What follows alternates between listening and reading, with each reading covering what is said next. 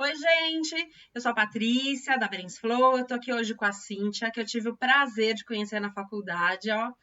Não, foi ontem, foi outro dia, não faz muitos anos, não. Não, mas pior que faz bastante tempo. E hoje a Cíntia é psicóloga, né? Ela é coach infantil e ela tem desenvolvido um trabalho brilhante aí com as crianças e a gente veio bater um papinho aqui hoje com vocês sobre a birra, né? A gente que é pai, mãe, a gente tem muita dificuldade em lidar com uma série de coisas, então o que a birra comunica? O que tudo isso quer dizer?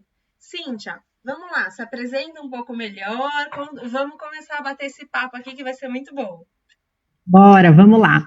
Paty, antes de mais nada, eu quero agradecer o convite, estou muito feliz por poder falar com você, falar com o pessoal que te segue, que te acompanha. É isso mesmo, assim, o meu trabalho ele é voltado, né, parte para o público infantil, então eu atuo com o coaching infantil, mas também com um atendimento bastante focado para as mães, de um modo geral, porque são as mais afetadas, né, nessa questão aí do comportamento infantil. Nós sabemos que muitas vezes as coisas que acontecem com as crianças estão relacionadas, né, ao desenvolvimento, faz parte, mas também tem coisas que é um pouco da educação, um pouco do pulso firme aí dos pais. Então, só para que vocês entendam um pouquinho melhor, o que acontece, né? Muitas vezes a gente sabe que os pais, por uma questão de trabalho, essa correria do dia a dia, esse volume de responsabilidades que as pessoas se encontram hoje em dia, né? Elas existem dois caminhos, né? Ou o pai e mãe está muito comprometido, muito envolvido com as questões de trabalho e não tem tempo para o filho, né? E daí não está nem aí, o filho segue a vida do jeito que, né? Deixa a vida me levar. E Acho daí que não tem até nenhum nessa tipo de. quarentena tá pior, né, Cíntia? Porque ter que Tá. trabalhar em casa e cuidar do filho e essa administração, acho que agora tá bem mais complicado, né? Exatamente, exatamente, porque são perfis mesmo, né? Às vezes a pessoa tem um olhar muito focado para a sua rotina profissional, não é errado, claro, a gente tem que trabalhar, precisa ganhar dinheiro, mas nós sabemos que aquele serzinho depende da gente também, né? E que são todas, e que é toda essa formação aí da infância que vai, né, construir o adulto de amanhã. E tem aqueles pais que são super comprometidos e preocupados, né, se estão fazendo certo ou não com a criança. Então, são aqueles pais que se sentem culpados o tempo todo, que carregam uma culpa enorme sem ter culpa. Aliás, muitas mães, principalmente, carregam culpa, né? Eu costumo dizer que, assim, parece que a criança nasce e colocam dentro da gente uma culpa no lugar, né? Nasce Então, a uma gente mãe, nasce uma culpa, né? nasce uma culpa junto, exatamente. A gente tem uma culpa sei lá do que, e daí assim, como eu fico muitas horas trabalhando, eu vou permitir que ele faça isso. Como eu fico muitas horas trabalhando, eu vou recompensá-lo com aquilo. E isso é um grande erro da gente, né? Porque a criança, ela precisa de regras, ela precisa de limites, ela precisa de direcionamento. Então, a gente nem pode abrir mão, deixar a criança, né, fazendo tudo aquilo que ela quer, nem a gente pode dar tudo aquilo que ela quer, assim como existem também aqueles pais que são extremamente generais, né? Então, manda quem pode, obedece quem tem juízo. Nessa casa, quem manda sou eu e o filho só tem que obedecer. Isso também a gente sabe que é muito grave para uma educação, né, para o desenvolvimento de uma criança. Então, assim, em linhas gerais, eu só quis fazer essa abertura, porque são esses tipos de pais que normalmente eu convivo, que eu converso, e são pais que apresentam as mesmas dificuldades no dia a dia com as crianças, porque as crianças acabam apresentando o mesmo tipo de comportamento, tá?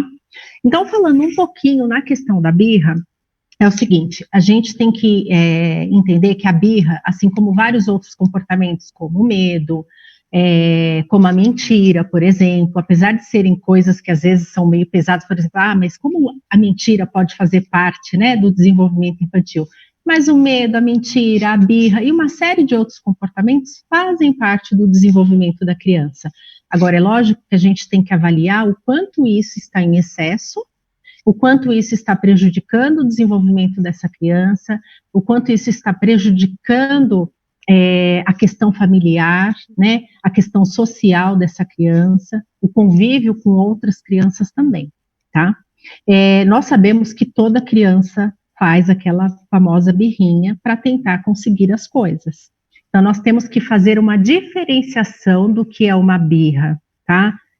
Direcionada, uma birra intencional, do que é uma birra que a criança não tem controle, tá? E, normalmente, por que essa birra acontece? Ela vai acontecer porque a criança ela quer se manifestar de alguma forma. E muitas vezes ela não tem argumentos, artifícios, ela não tem ainda o know-how, digamos assim, para se comunicar, né? Então, ela se manifesta através da birra para coisas que ela quer, assim como coisas que ela não quer. Você falou então, se ela não quer tomar banho, né? Quando você falou comunicação, eu sempre tenho isso em mente. A birra é um processo de comunicação, é uma forma de se comunicar. E quando a gente entende, né, o que está sendo comunicado aí, quando a gente se dispõe a entender isso, tudo fica mais fácil, né, Si?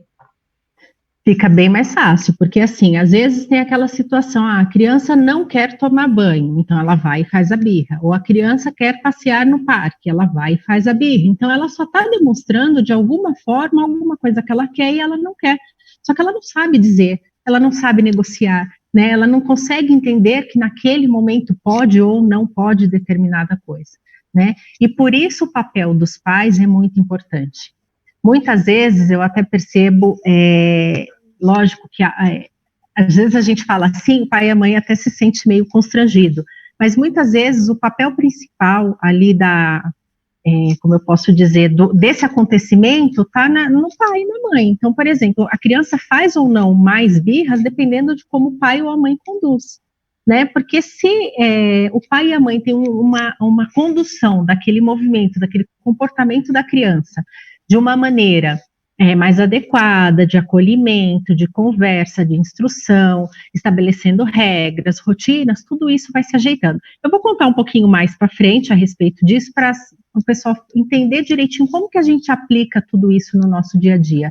É algo muito simples, né, para a criança compreender o que acontece e o que a gente espera dela, só que é algo que demanda, lógico, um certo esforço do pai e da mãe. Então tem que saber também se eles estão dispostos. Eu sempre digo que terapia infantil é 50% com a criança e 50% com o pai. Não dá para fazer terapia só com a criança, né? Esse processo nós somos modelos, né? Nós somos modelos e a criança ela reproduz o modelo. Tanto é que eu costumo dizer o seguinte: a birra ela não é falta de educação, tá? A gente tem que distinguir isso direitinho. Uma criança que está fazendo birra não necessariamente ela é uma criança mal educada. Ah, Cíntia, tá, então qual é a diferença? Uma criança mal educada, eu sempre digo que é aquela criança que normalmente está reproduzindo comportamentos aprendidos, tá? Então, por exemplo, ela aprendeu, normalmente, a gente querendo ou não, dentro de casa, ela aprende se o pai, a mãe dá bom dia, dá boa tarde, dá boa noite, se eles agradecem quando eles vão ao supermercado e passa a compra lá no caixa, se quando eles vão ao açougue, eles tratam bem o açougueiro, e tudo isso a criança está observando. Então é um comportamento aprendido, ela vai ser melhor educada ou menos educada, tudo dependendo daquilo que ela se espelha. Se a comunicação então, dos pais é no grito, né? Isso, exatamente. Se ela não recebe, né, como fala, a atenção, se ela não recebe todo o bate-papo com os pais de uma maneira também educada, ela vai entender que ela não precisa ser educada. Ela vai corresponder, ela vai com os pais e com outras pessoas de uma maneira também inadequada. Na verdade, ela está reproduzindo aquilo que ela sabe. Talvez ela nem saiba que existe um outro modo. Exatamente, porque ela só reproduz o comportamento aprendido, tá?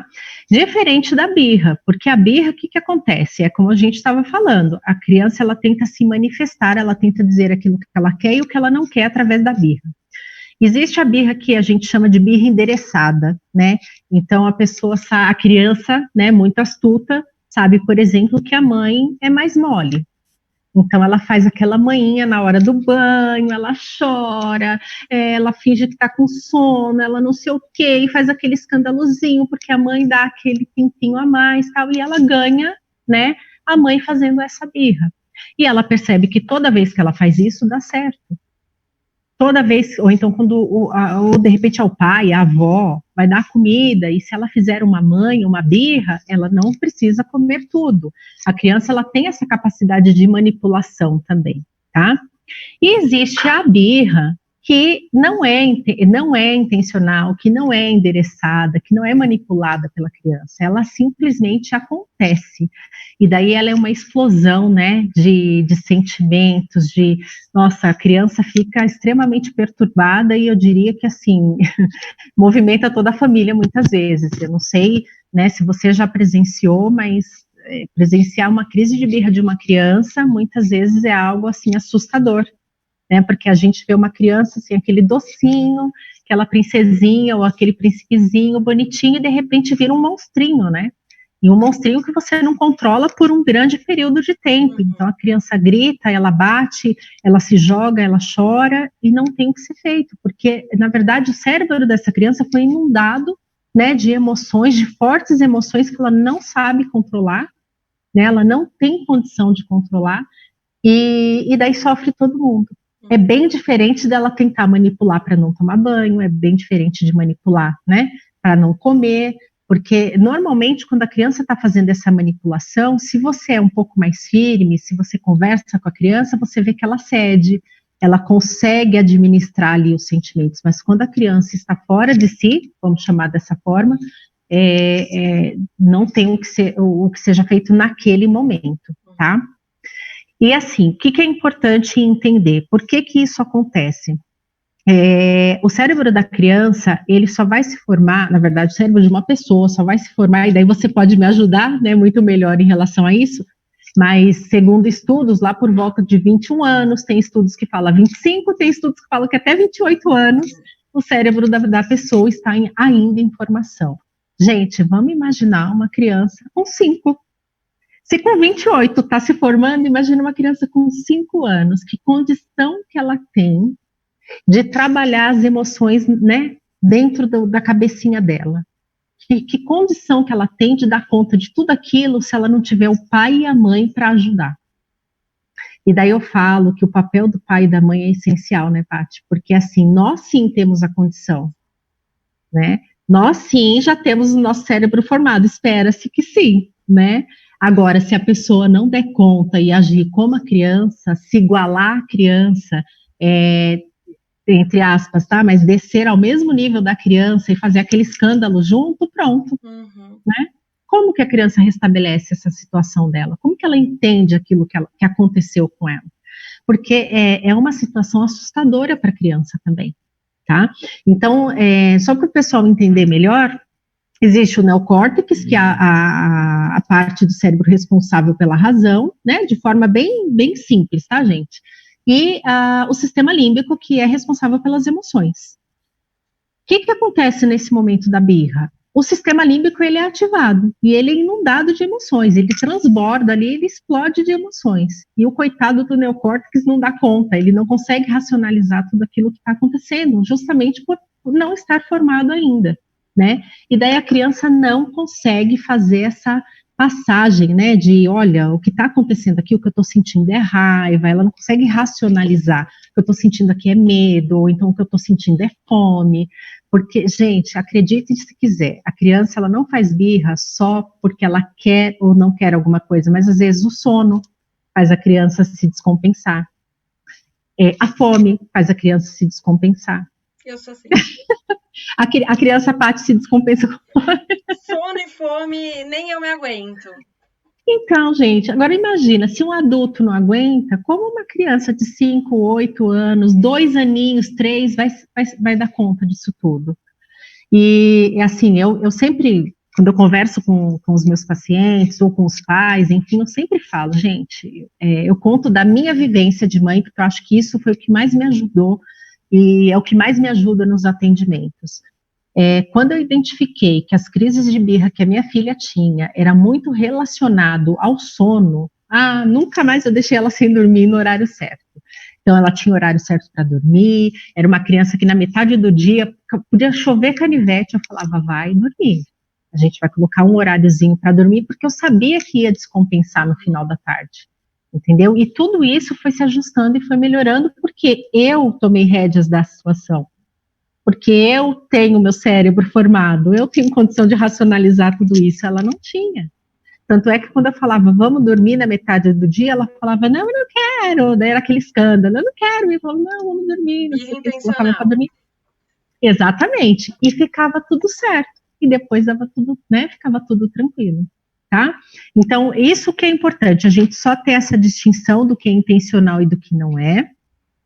Quando não for intencional, gente, é muito importante acolher a criança, tá? Por quê? Bater não resolve, tá? Colocar de castigo não resolve, sacudir não resolve, nada vai resolver. A criança vai continuar dando o mesmo escândalo. Quando acontecer numa outra vez, vai ser igual e vai piorar e vai piorar e não tem o que resolva, tá?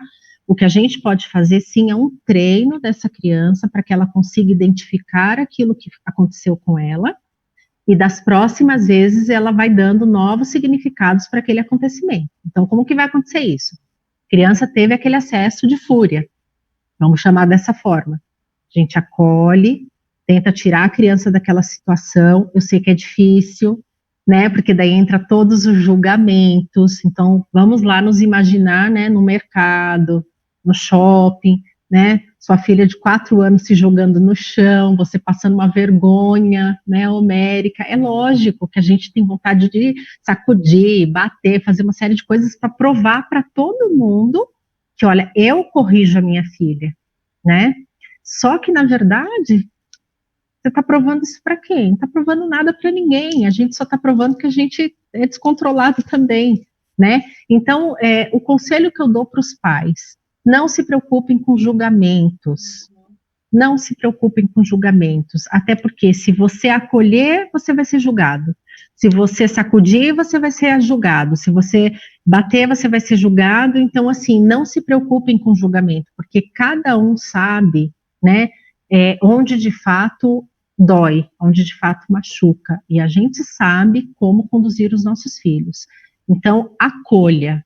É o conselho que eu dou, acolha. Quando passar a birra, que a criança se controlar, que ela já tiver acessado o neocórtex, que ela já tiver com a razão aí, né, de volta, aí sim, senta e conversa. A conversa é essencial. Ela é essencial que aconteça, principalmente com as crianças que já, né, são maiorzinhas. É lógico que com 2 aninhos você vai, né, só explicar mais ou menos, com 3 aninhos você vai melhorando aí seu repertório e assim vai.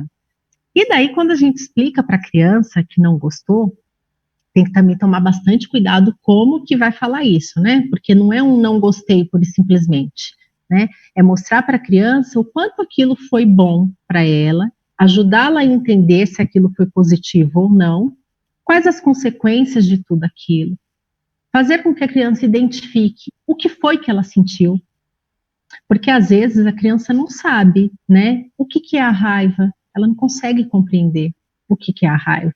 Ela não consegue compreender que ela fez aquilo de repente por medo, ou que ela fez aquilo por ciúmes. Então a gente meio que vai educar essa criança, ensinar para ela os sentimentos, porque ela vai começar a ver quais são os gatilhos, né? E nas próximas situações, gente, é incrível, porque criança tem uma capacidade de aprendizagem, né? Que é assim, absurda. Você pensa que, mas eu vou ensinar isso pro meu filho, ele não vai entender. Eles Vai aprenderam até entender. viver na quarentena melhor que a gente, né? Exatamente, com certeza, com certeza. Agora é o seguinte: se os pais não têm cuidado e não têm esse olhar, essa quarentena deve estar um inferno para alguns, né, Paty? É. Tem pessoas que devem estar descabeladas, porque não tem a condução né, da situação.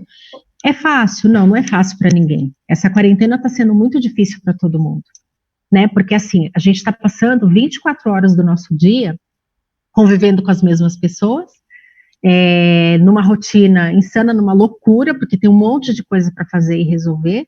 As crianças querem extravasar as energias. Eu até fiz uma postagem esses dias falando, gente, será que a criança está querendo mesmo acabar com a sua vida? Porque tem gente que fala, está querendo acabar com a minha paz, acabar com a minha vida. Não é isso que elas querem, né? Elas só querem espaço para continuar o seu desenvolvimento natural. Sabe o que está acontecendo por aqui essa semana? Cada dia elas estão dormindo num lugar, né? Porque elas querem inventar um monte de moda. Aí, na semana passada, dormiu todo mundo na sala. Então, eu peguei o meu colchão, peguei o colchão delas, colocamos na sala, dormimos todo dia. Elas quiseram, vamos mais um dia? Eu falei, tá bom, vamos mais um dia. Aí depois começou a semana. Hoje eu quero dormir na sala de novo, só eu e a Carol. Eu falei, tá bom, então vai, vocês duas.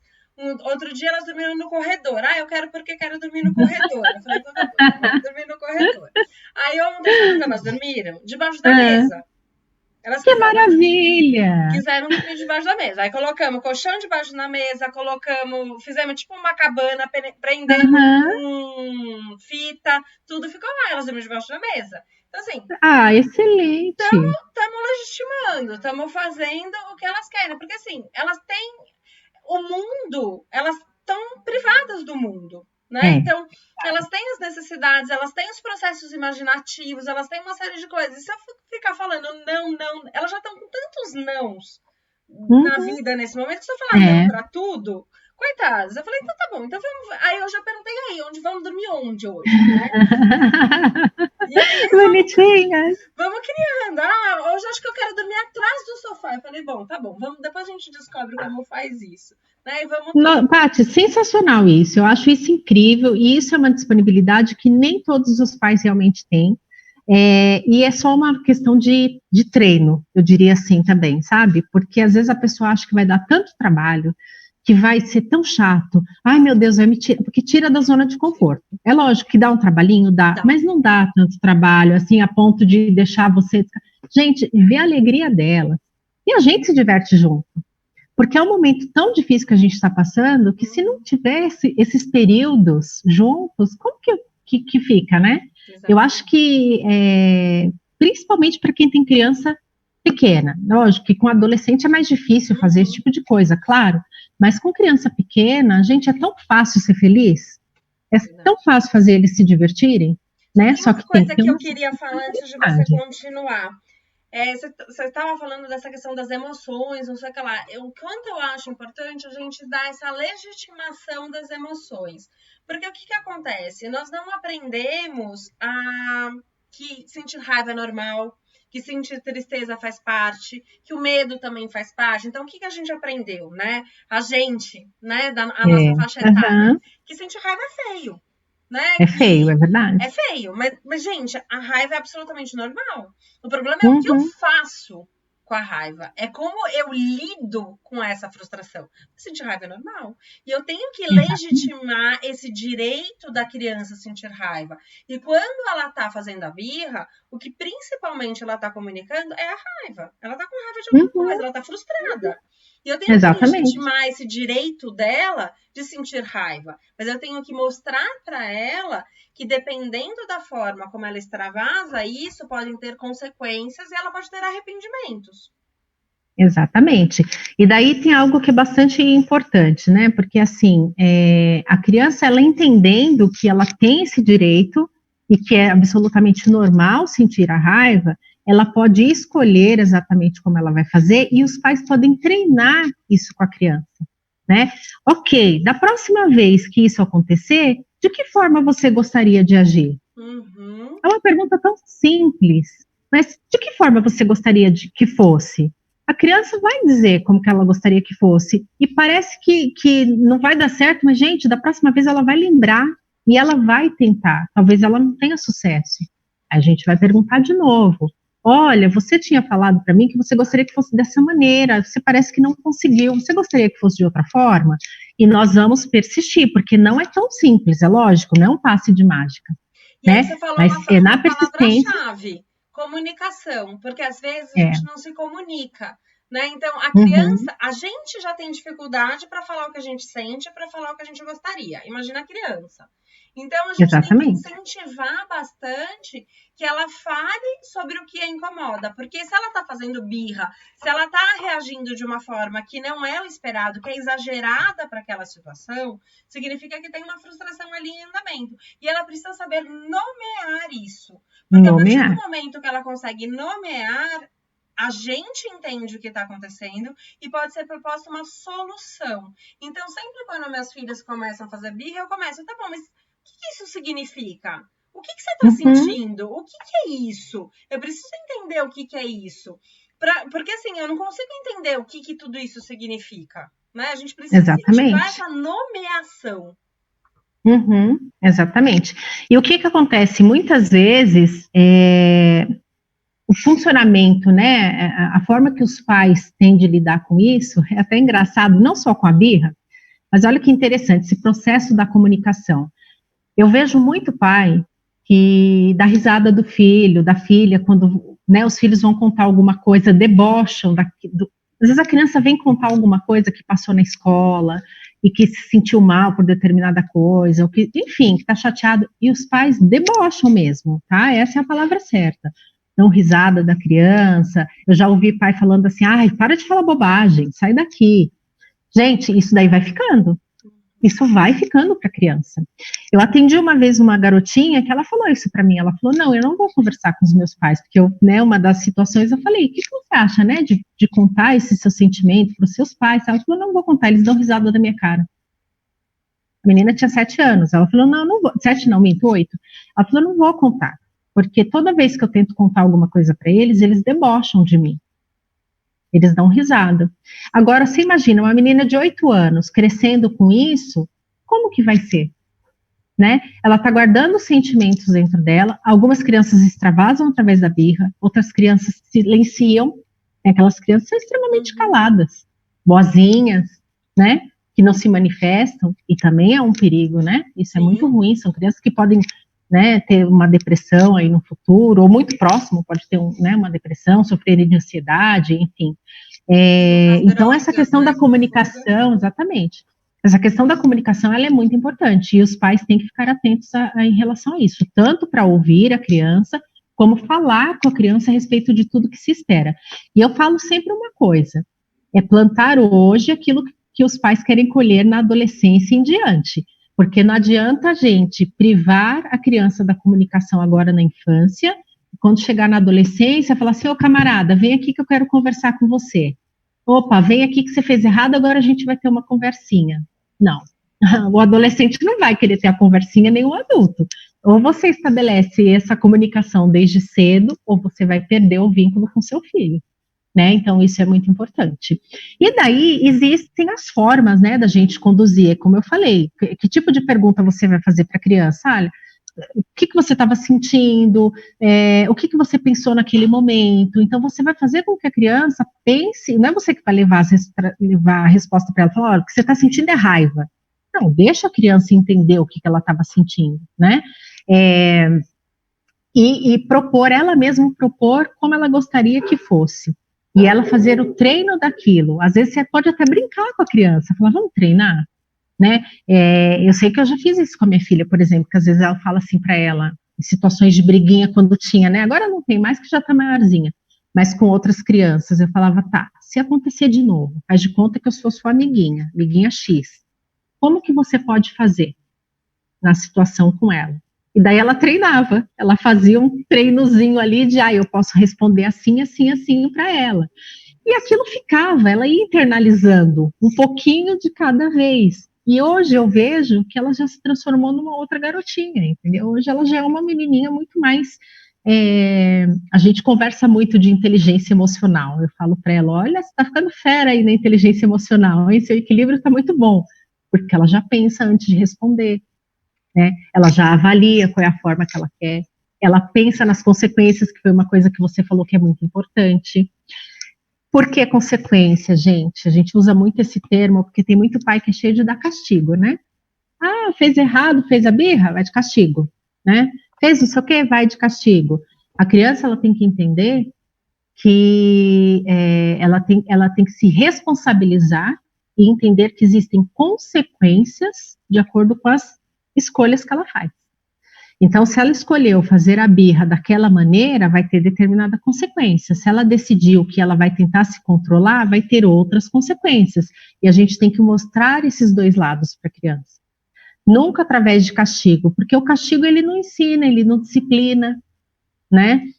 Eu costumo dizer que, por exemplo, não adianta, a criança não quis tomar banho, fez aquela birra e daí o pai vira e fala assim, vai ficar uma semana sem videogame. A criança não faz conexão, ela não consegue entender, não tem nada a ver o banho com a birra com uma semana sem videogame.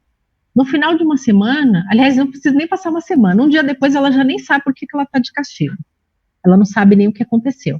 né? E daí só o que fica de lição é sofrimento, frustração, meu pai é malvado, por que fez isso, O né? O foco ensinamento deveria não. ser um pouco mais na recompensa do que na consequência, né?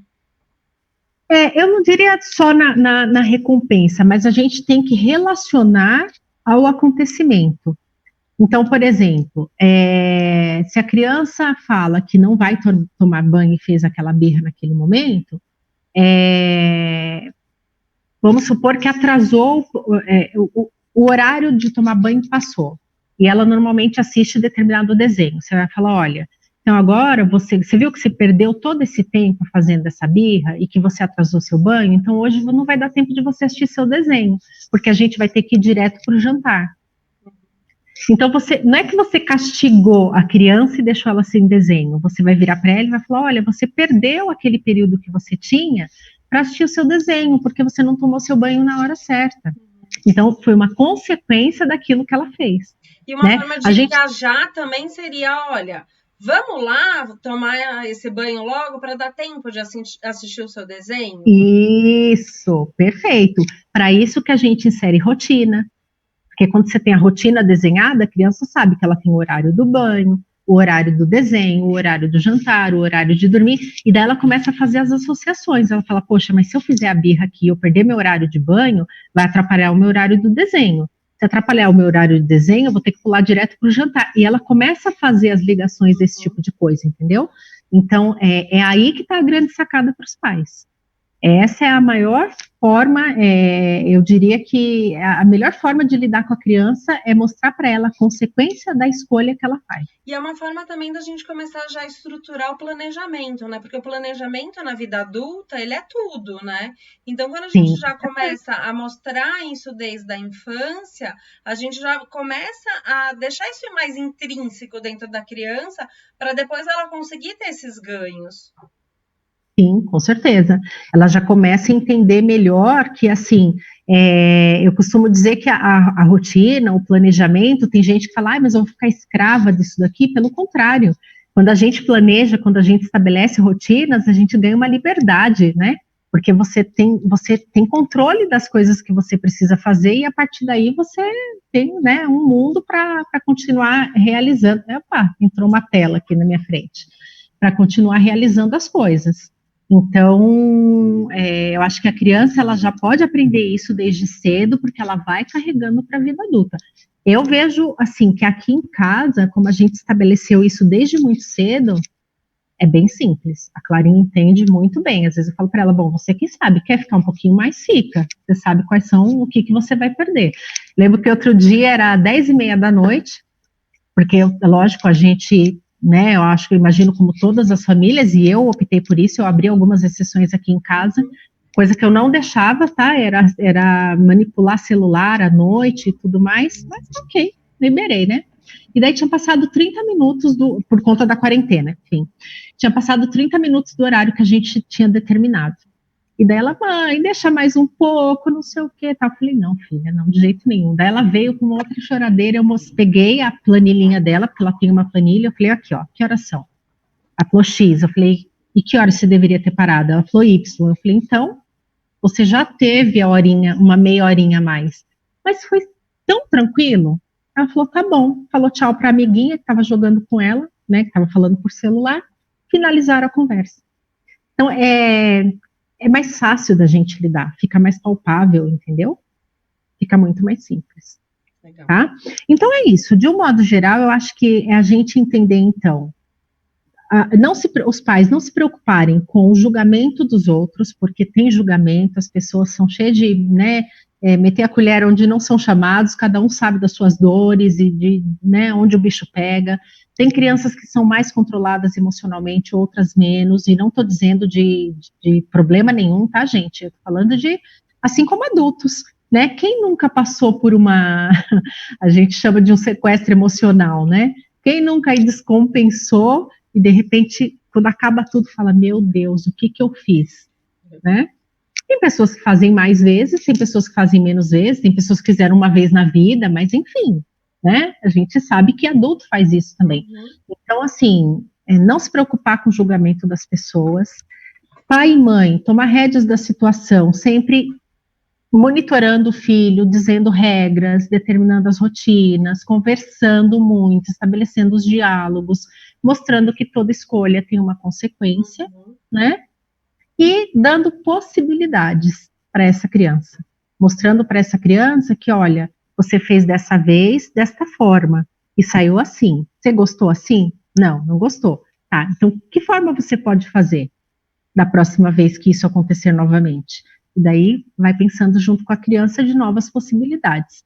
Isso daí eu tenho certeza absoluta que é quase que uma receitinha de sucesso. Então, os pais têm que sair desse papel de autoritarismo, né? E entrar numa participação, né? Quando a gente engaja a criança na resolução do problema, a chance da gente obter sucesso acaba sendo muito maior, né?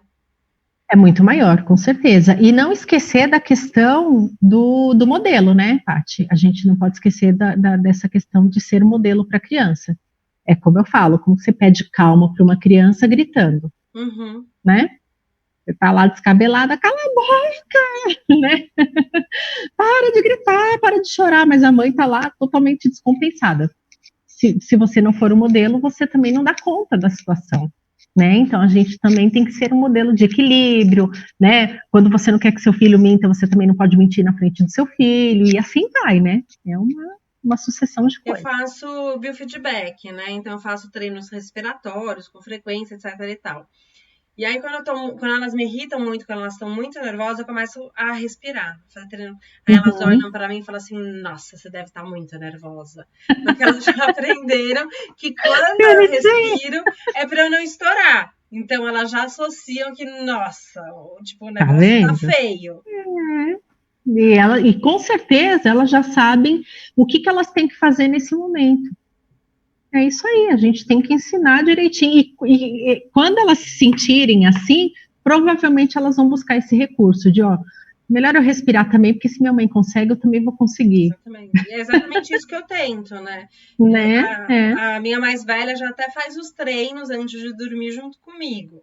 Então, ela vem, faz o treino, e ela já sabe por que ela tem que fazer, por que isso melhora, e a gente vai fazendo para esse controle emocional mesmo. Então, a gente tem várias estratégias aí, várias coisas que a gente pode fazer para a gente aprender a se controlar, porque eu sinto raiva como qualquer pessoa, mas eu sou adulta, eu não posso mais ter birra, então eu preciso me controlar.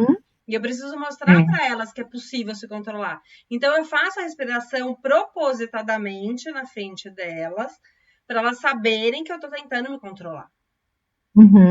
Mas é interessante esse negócio da respiração, né? Porque é algo que eu ensino bastante também para as crianças, quando eu atendo. Para minha filha também eu ensino bastante isso. E é bem legal, porque às vezes eu vejo que ela está estressada, eu falo, respira. Eu não consigo, eu falo, bom, você quem sabe. Aí ela começa a fazer a respiração dela. Tô melhorando? Eu falo, não sei, você quem sabe se você tá melhorando, mas aí ela começa a perceber que sim, que ela está melhorando. Porque é uma forma, né, da gente tirar realmente o foco lá da emoção e trazer para a razão, né? A respiração, ela tem esse poder, né, de desviar aí o foco. Porque ela tira a ativação, quando a gente faz o treino respiratório, a gente tira a ativação simpática, né? Então, a gente começa a entrar no estado de coerência maior, a gente tira todo esse processo de sequestro emocional, né? A gente contribui para isso, e a gente começa a restabelecer a ordem. E quando a gente restabelece a ordem, a gente tem a clareza do pensamento, e aí a gente pode propor uma solução, ver o que fazer com a situação. Porque quando a gente está no anfã lá da emoção, a gente não consegue decidir nada, né? Não consegue. E eu de verdade, assim, eu não imaginava, né, até ter a minha filha e, de fato, estudar esse universo infantil, eu entendi a birra como algo só de malcriação mesmo, sabe? Malcriada, sem educação. E não é, né? A gente sabe que é algo que está muito além, né? Tem a ver com desenvolvimento, tem a ver com, com toda essa questão do cérebro da criança. Então, os pais têm que ter esse entendimento para saber lidar, né, com o filho, senão tudo fica mais difícil. Daí entra a pancadaria, né? Daí tem tapa, tem castigo, né? Tem as surras, e daí isso é muito ruim. Isso é desvantajoso para todos os lados. Perfeito.